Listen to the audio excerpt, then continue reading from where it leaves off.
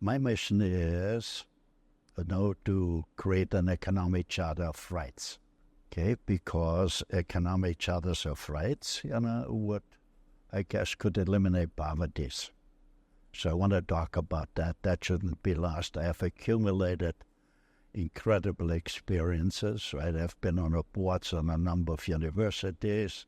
I've been on the corporate governance board of the New York Stock Exchange, been on the board of banks, hospitals, universities, etc., etc. So I've accumulated a lot of experiences, and imagine, sometimes people wonder how is it possible, right, to start in a garage, a one-man operator, and to create a company with 180,000 employees in 34 different countries, right?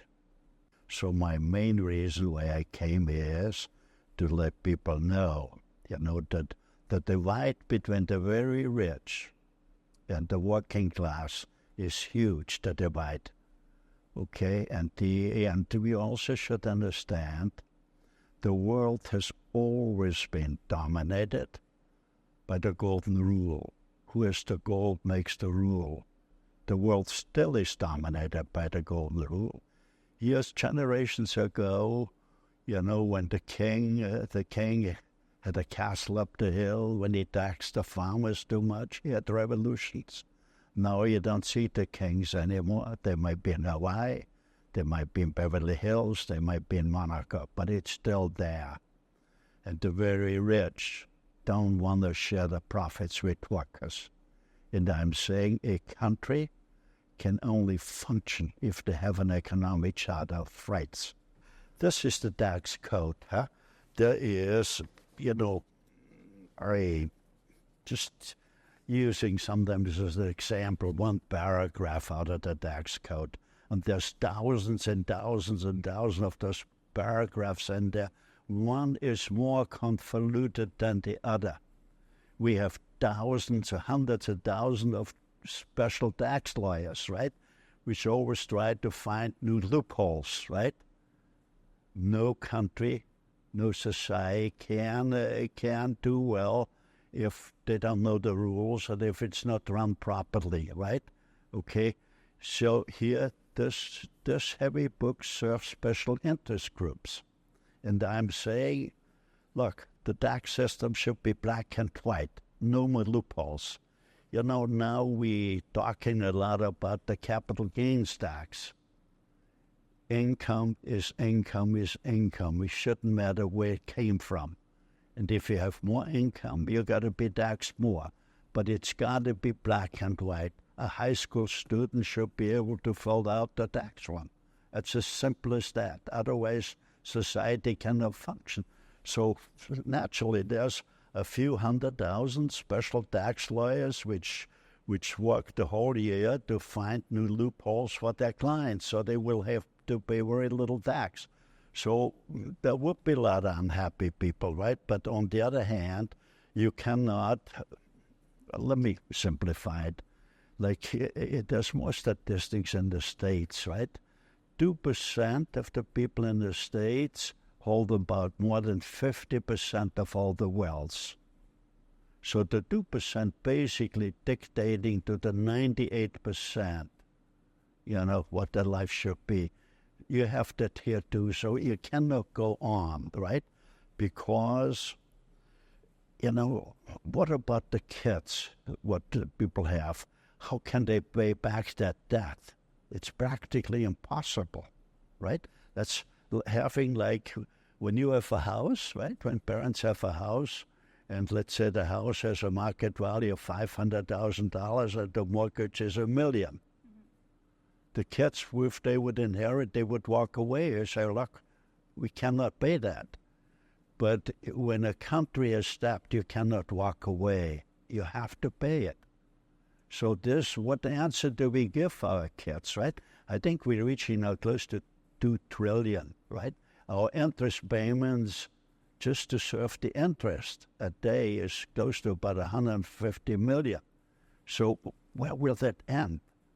So I bring forward, I think I've accumulated so much experience. I met everybody, in the world, right, from all the presidents, and et cetera, et cetera. And I've been blessed. And I'm saying, look, when we are young, we all hustle a bit to make some monies that we can live in dignity. And so I have over 400 factories in 34 different countries. I could live in any one of those countries in dignity, but Canada has been great to me, great people, and I put it in my mind that I will bring forward what we should do, that Canada will get back on a sound economic base. The world has always been dominated by the golden rule. The people which have the gold, the money, they make the rules, and they don't want to share the profits with the workers. And those are the people which, there might be many of those that say, what's the Stronach guy saying, that we need an economic charter of rights, right? Look, the funny thing is, all people agree, all politicians agree, all business people agree, most people agree, if the economy doesn't work, nothing else will work.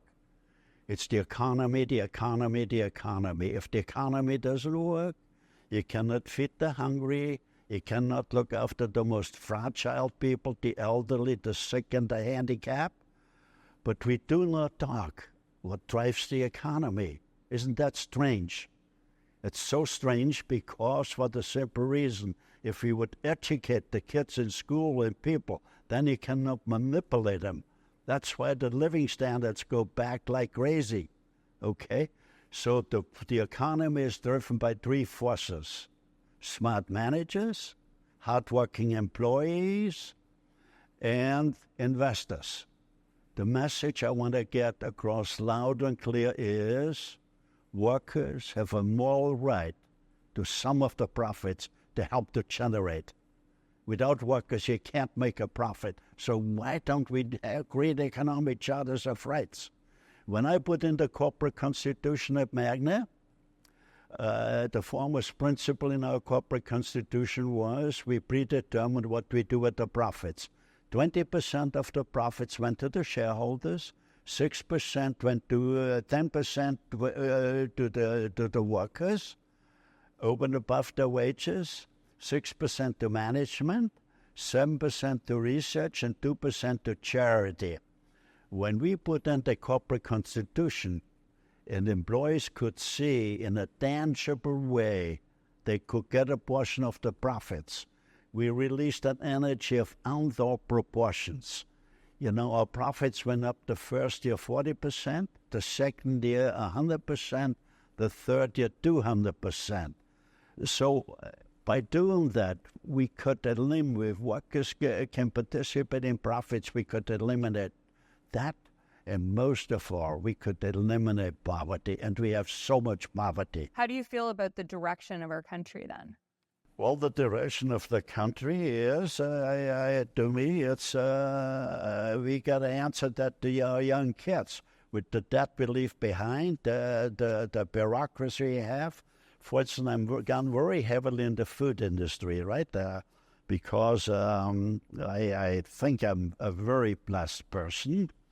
And a number of years ago, about 12 years ago, I assessed, I said early on, when you're younger, we hustle to make some money so that you can live in dignity. But again, I assessed myself, and I said I should get out of the big car business, because the big cars, they contribute to a lot of greenhouse gases, etc. So I said I should be something else, and I decided to go into agriculture, because I noticed pretty well all the kids had allergies.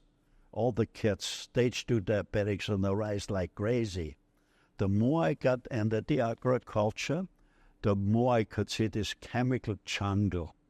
95% of the food eaten in Canada or in the United States, in North America, comes from industrial farms. And the more I got into the agriculture, the more I could see this chemical jungle. You know, they said 95% of the food eaten comes from industrial farms. And in industrial farms, you see no more eagles fly. Why? There's no more rabbits. There's no more pheasants. We spray everything, the fungicide, the pesticides. We poison our kids. We do not talk about it. They're sick. Stage 2 diabetics, autism. Okay? No kid can grow up healthy and happy if they eat all those chemicals. Okay? So what we're going to do that our kids grow up healthy and happy? Part of the corporate constitution is, that's point 7 of the 7 principles to the Economic Charter of Rights. No Canadian kid should go to school hungry. That means breakfast got to be served. No Canadian kid should leave the school hungry. That means lunch has got to be served. And by law, the food would have to be organic. A lot of people would say, we cannot afford that. Okay, especially politicians. Otherwise, they never brought it up that we poison our kids, right? Okay. The medical costs are a lot more. It's billions and billions. What if we would grow organic food, we would eliminate those sicknesses to a great extent, right? So the saving would be enormous. The economy don't make things anymore. Okay, we don't make things anymore, and only by making things that you could create a better living standard. If you go in any large department store, you hardly see any products made in Canada or the United States. You know, every time there's a new building built, it's a warehouse. Okay, we going down. We got to wake up. It's very, very serious. People don't understand the economy. Governments don't understand the economy. And so when I look back at the economy, we'll call it in politics, to me the most foremost politician, I would call him a statesman, was Winston Churchill, right? Winston Churchill in his later years says, goddamn politicians, goddamn politics.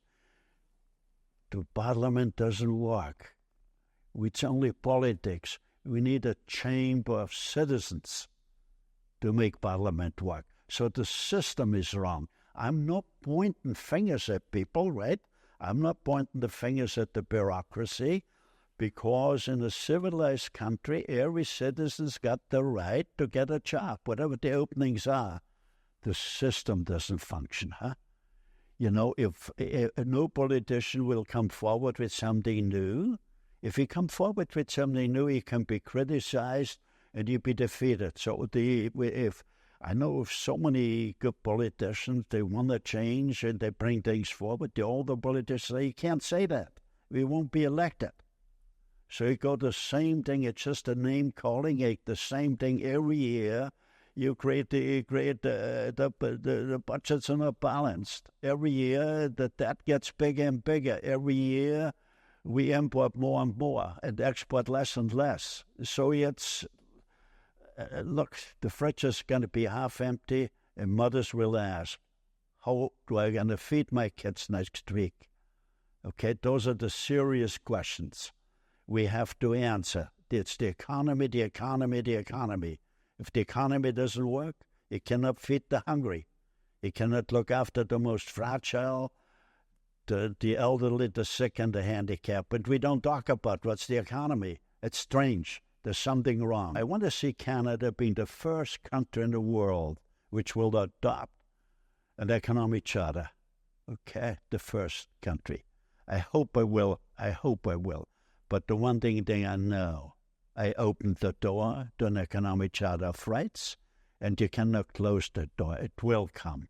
Okay, people will wake up, and the very rich got to say, look, we got to share with the workers. Otherwise, so in essence, what I recommend is The golden rule, dominates, right? The world was always dominated by the golden rule. So the question is, how can we dismantle the chains of dominations, not via violent revolutions, via revolution of the mind, via economic charters of rights. And I'm not saying we should take away from the rich. All what I'm saying is employees gotta have a chance to participate in baking the economic pie. Without employees, we can't make a profit. So we're neglecting that. We don't, in our school system, we don't think that you could easily be in business, that easily look, if you're not economically free, you're not a free person. It's a shame that only a small percentage is economically free. What do I mean by economically free? I think when people work about 30 or 40 years, they should have enough saved that they own their own condo, a small house, and maybe have $100,000 in the bank to supplement their pension, and let them choose their own road to happiness. Let everybody choose their own road to happiness, right? And do not prevent that other people also can choose their own road to happiness, right? So we got to talk about those things. It's the economy. We have a major problem, and people got to be aware they're dominated by the golden rule, okay? The people which have the money still have a huge say in all aspects, okay? Thank you, Mr. Okay, Stronach. great. The last thing to people, right, or especially to young people, focus on today to stay alive.